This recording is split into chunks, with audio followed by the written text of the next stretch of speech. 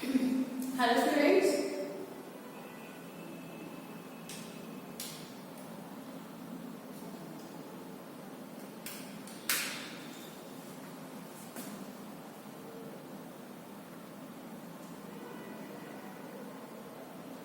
Hello students.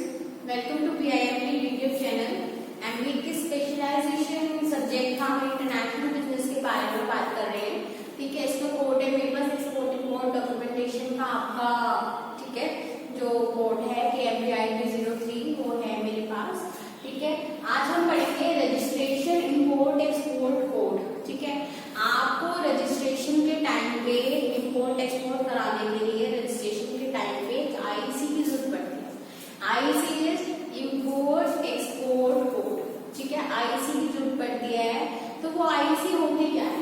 ठीक है, IEC क्या होता है? एक कोड होता है जो आपका director general of foreign trade आपका इशू करता है। ठीक है, तो जब डायरेक्टर जनरल फॉरेन ट्रेड आपको इशू करता है वो कोड क्या होता है? आपका IEC। ठीक है, DGFT कौन इशू करता है?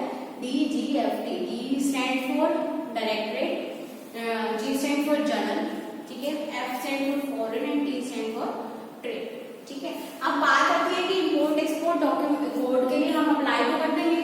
ठीक है, अब अप्लाई करते टाइम सबसे पहले आपको पता होना चाहिए आप बिजनेस कौन सा कर रहे हैं। वो किसी रिस्ट्रिक्टेड कैटेगरी में नहीं आता गवर्नमेंट की। ठीक है, बता सकते हैं कोई कौन कौन से आपके जो मतलब इंपोर्ट एक्सपोर्ट का जो बिजनेस है या खरीदने बेचने का या मर्केंटाइज का या ट्रेड का जो भी है, वो आप कौन सी ऐसी आइटम्स हैं जो आप नहीं मतलब सेल नहीं कर सकते, इंपोर्ट एक्सपोर्ट नहीं कर सकते। ठीक है, कौन सी ऐसी आइटम्स हैं? देखिए, जो आपके ड्रग्स होते हैं, है ना, न्यूक्लियर वेपन्स होते हैं, ठीक है, ऑटोमेटिक गन्स होती हैं। ठीक है, तो इनका इंपोर्ट एक्सपोर्ट जनरल पब्लिक के हाथों में कभी भी नहीं होता। ठीक है, तो ये किसके अंदर होता है? गवर्नमेंट के अंदर होता है। ठीक है, तो गवर्नमेंट को तो किसी भी तरह के IEC सर्टिफिकेट की जरूरत नहीं है। ठीक है, तो अब हम लोगों को कुछ भी इंपोर्ट एक्सपोर्ट करने के लिए किसकी जरूरत होती है? IEC कोड की जरूरत होती है। ठीक है, और IEC कोड की जरूरत कहाँ नहीं होती बताओ? IEC अगर हम लोग पर्सनल यूज के लिए कोई सामान बाहर से खरीद के ला रहे हैं फॉरेन से, तो आपको किसी IEC सर्टिफिकेट की जरूरत नहीं है। अगर ऐसा कोई सामान है जो आप ट्रेड पर्पस से या मैन्युफैक्चर पर्पस से या फिर मर्केंटाइज पर्पस से नहीं ला रहे हैं, ठीक है, तो आपको किसी IEC सर्टिफिकेट की जरूरत नहीं है। ठीक है, तो आज हम यही पढ़ेंगे। और आपका एक टॉपिक और होगा इसमें कि डॉक्यूमेंटेशन के लिए आपको किस किस की जरूरत है। ठीक है, डॉक्यूमेंट्स आपको रिक्वायरमेंट क्या क्या पड़ेंगे, कौन सी कंपनी, प्रोप्राइटर के, अगर एक प्रोप्राइटरी फर्म है तो उसको किस किस डॉक्यूमेंट्स की जरूरत पड़ेगी लगाने के लिए ना IEC के टाइम पे। अगर एक पार्टनरशिप फर्म है तो, और अगर आपका कंपनी है तो, ठीक है, लिमिटेड, प्राइवेट लिमिटेड और लिमिटेड कंपनी है तो किस किस चीज की जरूरत पड़ेगी। तो ये सब चीजें आपका इस वाले उसमें मैंने मेंशन की है। ठीक है, एक सिंपल हम लोग कर चुके हैं, इसे देख लीजिए एक बार। The first requirement before you start an import export business in India is to obtain an IEC. क्या है फर्स्ट रिक्वायरमेंट? अगर आप इंपोर्ट एक्सपोर्ट कर रहे हैं तो IEC लेना। And IEC is necessary for import export of goods. In case of import export, EXIM बोलने हम लोग इसको EX stand for export, IM stand for import. तो EXIM बोलने कैसे? import export को है ना। चलिए आगे हम इसी से कैरी करेंगे फिर। In case the import export is of services and technology, IEC is required in only limited circumstances. ठीक है, IEC आपको limited circumstances में जरूरत पड़ती है। When EXIM is a specified service है या specified technology है, that is specified services or technology in which international trade is insisted by the government of India as they pertain to national security such as dealing in, तो वो कह रहा है कौन सी specified services and technology, वो वाली जो government ने रिस्ट्रिक्ट की या जो गवर्नमेंट ने रिस्ट्रिक्ट करी है उसके लिए आपको IEC सर्टिफिकेट की जरूरत नहीं है। तो गवर्नमेंट ने क्या क्या रिस्ट्रिक्ट कर रखा है?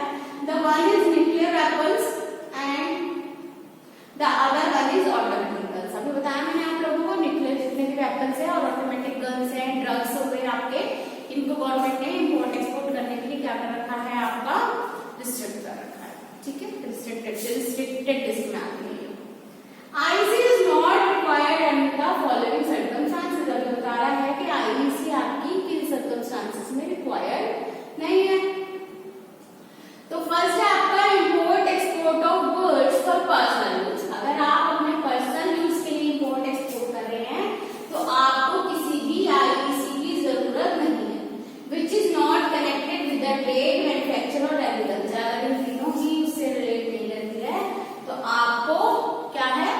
आईसी की जरूरत नहीं है।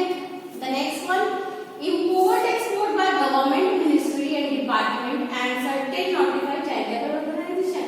अगर गवर्नमेंट, ठीक है, गवर्नमेंट से मिनिस्ट्री या डिपार्टमेंट या चैरिटेबल ऑर्गेनाइजेशन कुछ इंपोर्ट एक्सपोर्ट करती है तो उन लोगों को भी आईसी सर्टिफिकेट की जरूरत नहीं है। ये मैंने आप लोगों को भी बताया था। चलिए नेक्स्ट आपका टॉपिक है प्रोसीजर फॉर ऑब्टेनिंग आईसी। अब क्या क्या प्रोसीजर है आईसी ऑब्टेन करने के लिए? कह रहा है first, an application must be made in the आयात निर्यात फॉर्म 2A। कहां पर एप्लीकेशन डलेगी आपकी? आयात निर्यात फॉर्म 2A आपको फिल करना पड़ेगा, ठीक है, एज अ रजिस्ट्रेशन। कहां पर? डीजीएफ के ऑफिस में, director general of foreign trade के ऑफिस में आप लोगों को आयात निर्यात फॉर्म भरना पड़ेगा। आयात क्या होता है? इंपोर्ट। निर्यात क्या होता है? एक्सपोर्ट। ठीक है, इंपोर्ट एक्सपोर्ट फॉर्म, आयात निर्यात फॉर्म 2A भरना पड़ेगा। ठीक, directorate general of foreign trade के पास आप लोग इसे फिल करेंगे। In the region where the registered office of the company situated. कहां फिल करेंगे आपके फॉर्म? जहां पर कंपनी का registered office, I mean to say head office situated है। ओके, तो क्या क्या नेक्स्ट आपको कह रहा है, following documents are required for obtaining new IEC. New IEC obtain करने के लिए आपके क्या क्या डॉक्यूमेंट्स लगेंगे? देख लीजिए, फर्स्ट है आपका, देखिए ये तो डॉक्यूमेंट है, ये है आपका उसके लिए प्रोप्राइटरशिप के फॉर्म के लिए, ये पार्टनरशिप फॉर्म के लिए, और ये लिमिटेड और नॉन लिमिटेड कंपनी और प्राइवेट लिमिटेड कंपनी के लिए। ठीक है, तो पैन कार्ड लगेगा इसमें। प्रोप्राइटरशिप में प्रोप्राइटर का पर्सनल पैन कार्ड लग जाएगा, कंपनी के केस में कंपनी का लगेगा, और पार्टनरशिप फॉर्म के केस में भी उनकी कंपनी का ही पैन कार्ड आपको लगाना पड़ेगा मीन से एक फोटोस्टेट कॉपी उन लोगों को सबमिट करनी पड़ेगी। ओके, चलिए नंबर 2 है आपका लिस्ट ऑफ पार्टनर और डायरेक्टर्स। ठीक है, पार्टनर्स की सारी लिस्ट जाएगी, डायरेक्टर की सारी लिस्ट जाएगी, उसके साथ साथ रेजिडेंशियल एड्रेस जाएगा, पिन कोड जाएगा, फोन नंबर जाएगा, फादर का नेम जाएगा। सेम प्रोसीजर यहाँ पर भी है और सेम प्रोसीजर यहाँ पर भी है। ठीक है, बस एक बात याद रखना, जो आपका फोन नंबर जाएगा वो वाला जाएगा दोनों के केस में, जो आपका फोन नंबर लेटर हेड पे शो होता है। लेटर हेड होता है ना कंपनी का, तो कंपनी के लेटर हेड पे जो फोन नंबर है वो वाला फोन नंबर जाएगा। ठीक है, नेक्स्ट है memorandum of article, association of article. Memorandum MOA AOA पढ़े होंगे आप लोगों ने, पढ़े हैं ना? तो इसके प्रोप्राइटर के केस में तो कुछ भी एप्लीकेबल नहीं है प्रोप्राइटरशिप फॉर्म में, तो बट पार्टनरशिप फॉर्म के अकॉर्डिंग पार्टनरशिप डीड जाएगी जो नोटराइज होगी। नोटराइज मींस नोटरी पब्लिक से नोटिंग कराई गई होगी उसकी। नोटरी पब्लिक का नाम सुना है कभी किसी ने? नोटरी पब्लिक से नोटिंग कराते हैं, अगर नहीं सुना तो कमेंट बॉक्स में मुझे बताइएगा। ठीक है, फिर मैं आप लोगों को बताऊंगी नोटरी पब्लिक कौन। ठीक है, और जिन्हें पता है ना तो वो स्टूडेंट को मुझे कमेंट बॉक्स में बताएंगे कि नोटरी पब्लिक ये होता है। ठीक है, और नोटिंग क्या होती है। ठीक है, और आपकी याद के लिए मैं याद दिला दूं, शायद बिल ऑफ एक्सचेंज पढ़ा होगा आप लोगों ने कॉमर्स में चैप्टर, तो बिल ऑफ एक्सचेंज आपका उसमें आता है। ठीक है, बिल ऑफ एक्सचेंज जब डिसऑनर हो जाता है तो उसका नोटरी पब्लिक से नोटिंग कराई जाती है। ठीक है, अब बहुत बड़ा हिंट दे दिया मैंने आपको, हिंट क्या बताया एक तरह से समझ लो। इसके बाद भी अगर आप लोग ना बता पाए ना तो फिर आपको कुछ नहीं हो सकता स्टूडेंट। ठीक है, तो प्लीज इसे बताइए। ठीक है, नोटरी पब्लिक क्या होती है, जिसे पता है वो भी बताइए, जिसे नहीं पता वो भी बताइए। ठीक है, मैं इसमें आपको लोगों को एक बार ही बताऊंगी जरूर जब भी ये क्लास पब्लिश होगी। ठीक है, कमेंट बॉक्स में जरूर बताइएगा। चलिए नेक्स्ट है आपका मेमोरेंडम एओए एमओए पढ़ रहे थे, तो पार्टनरशिप की नोटराइज होनी चाहिए, कॉपी डिग्री सेल्फ सर्टिफाइड, और सेल्फ सर्टिफाइड मींस उस पे सिग्नेचर होने चाहिए पार्टनर्स के। ठीक है, और यहाँ कंपनी के केस में क्या आ जाएगा, मेमोरेंडम ऑफ एसोसिएशन जाएगा आपका। करंट अकाउंट, आपका कोई भी करंट अकाउंट हो, नेशनल बैंक में हो चाहे इंटरनेशनल बैंक में हो, वो लगेगा, उसकी डिटेल्स लगेंगी। Bank certificate as per appendix attach, bank certificate जो भी अपेंडिक्स में लिखा गया होगा बैंक सर्टिफिकेशन में उसका आपको सर्टिफिकेट बनवा के अटैच करना पड़ेगा। फोटोग्राफ पासपोर्ट साइज, प्रोप्राइटरशिप के लिए 4 लगेगी, पार्टनरशिप फॉर्म के लिए जितनी भी साइनिंग अथॉरिटी में जितने भी उसके पार्टनर्स हैं उनकी 4 फोटो लगेंगी। कंपनी के केस में जो भी signing authority board of members है, मेंबर्स वगैरह हैं, उनकी 4 फोटो लगेगी विद देयर मोबाइल नंबर। ठीक है, चलिए, कंपनी का लेटर है, दो लेटर हो, हेड सबको अपने सबमिट कराना रजिस्ट्रार के पास जरूरी है। ठीक है, फोन नंबर ईमेल एप्लीकेबल है, अपने अपने तीनों के लिए एप्लीकेबल है तो तीनों लगाएंगे। टाइप ऑफ एक्सपोर्टर आपको बताना पड़ेगा आप किस टाइप के एक्सपोर्टर है, मर्चेंट है, ठीक है, मैन्युफैक्चरर है, सर्विस एक्सपोर्ट कर रहे हैं, अदर है, मर्चेंट का मैन्युफैक्चरर है, तो लाइसेंस वगैरह भी आप लोगों को उसी तरह उन्हें अटैच करके देना पड़ेगा। ठीक है, कॉपी लाइसेंस की। Date of formation of company, जो भी पैन कार्ड में रजिस्टर्ड है या फिर पार्टनरशिप में जो डीड में रजिस्टर्ड है, और कंपनी की जो रजिस्ट्रार के पास या कंपनी के पास रजिस्टर्ड है, वो सब चीजें आपकी उनको दिखानी होगी।